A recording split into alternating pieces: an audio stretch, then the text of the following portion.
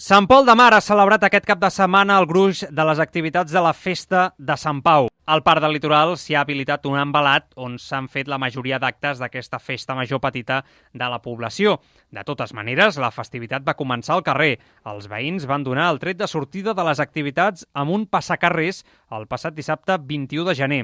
El passacarrers havia de comptar amb la presència de diferents gegants i capgrossos, però el mal temps va impedir la seva presència. El que sí es va fer va ser el correfoc acompanyat d'una comparsa que animava la festa amb peces festives i populars. L'accesa de l'ermita també es va haver de suspendre pel mal temps i els passacarrers van anar directe a l'embalat.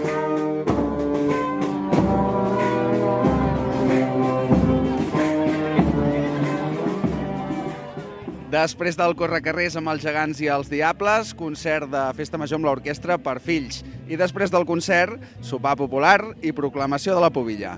La penya Melons va ser l'encarregada de gestionar la barra de l'embalat. Molt agraït, i més coses amb els companys, sempre estàs amb els de la penya i a més aquest any amb els de la petanca, que són una gent molt ben parida, i entre melons i petanca ens fotem de conya. Després de gaudir de música de diferents estils a càrrec de l'orquestra per fills, arribava el plat fort de la nit, la proclamació de l'hereu i la pubilla de Sant Pol 2017. Abans, però, es van fer diferents parlaments protocolaris a càrrec de pubilles i hereus d'altres zones de Catalunya, així com les presentacions de tot el pubillatge present a l'embalat.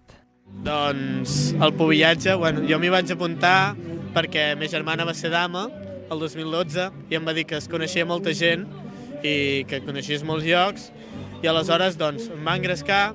Vaig fer una sortida pensant que no duraria 2 dies i ara quasi bé porto 3 anys.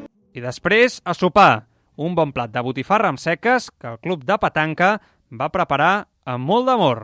Estamos haciendo un plato típico de Cataluña, que son las judías del ganchet en butifarra, de Girona. Las judías del ganchet es típico de aquí de Cataluña, la parte de Gerona es la más buena, y entonces es un plato que aquí se valora mucho, tiene su trabajo. Las judías se tienen que elaborar como 2 horas de cocción a fuego lento. Las butifarras se tienen que hacer con fuego muy flojo para que no se quemen, acompañados con aioli i torrada en tomàquet.